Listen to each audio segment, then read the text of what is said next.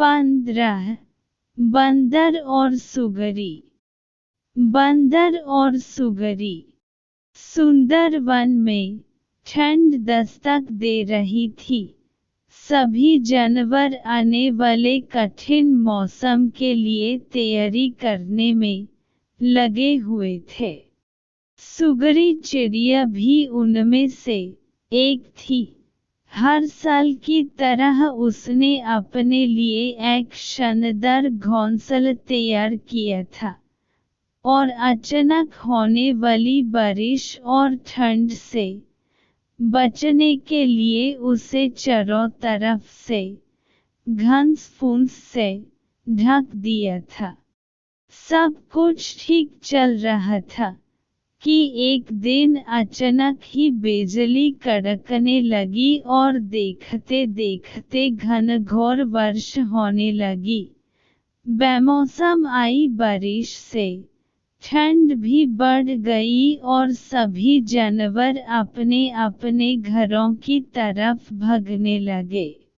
सुगरी भी तेजी दिखाते हुए अपने घोंसले में वापस आ गई और आराम करने लगी। उसे आए अभी कुछ ही वक्त बीता था कि एक बंदर खुद को बचाने के लिए पेड़ के नीचे आ पहुंचा। सुगरी ने बंदर को देखते ही कहा, तुम इतने होशियार बने फिरते हो, तो भला ऐसे मौसम से बचने के लिए घर क्यों नहीं बनाया? यह सुनकर बंदर को गुस्सा आया, लेकिन वह चुप ही रहा और पेड़ की आड़ में खुद को बचाने का प्रयास करने लगा। थोड़ी देर शांत रहने के बाद सुगरी फिर बोली, पूरी गर्मी इधर उधर आलस में बीत दी, अच्छा होता अपने लिए एक घर बन लेते। यह सुन बंदर ने गुस्से में कहा, तुम अपने से मतलब रखो, मेरी चिंता छोड़ दो। सुगरी शांत हो गई। बारिश रुकने का नाम नहीं ले रही थी और हवाएं भी तेज चल रही थीं।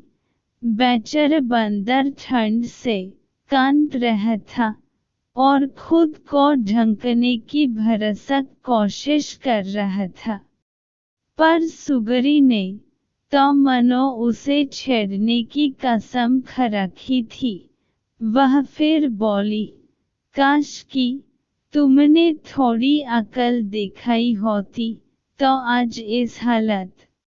सुगरी ने अभी अपनी बात खत्म भी नहीं की थी कि बंदर बौखलाते हुए बोला, एकदम चुप, अपने ये बार बार फुसफुसन बंद करो।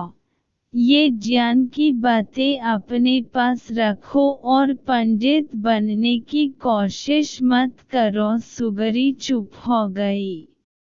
अब तक काफी पानी गिर चुका था। बंदर बिल्कुल भीग गया था और बुरी तरह कांप रहा था। इतने में सुगरी से रहा नहीं गया और वो फिर बोली, कम से कम अब घर बनाना सीख लेना। इतना सुनते ही बंदर तुरंत पेड़ पर चढ़ने लगा।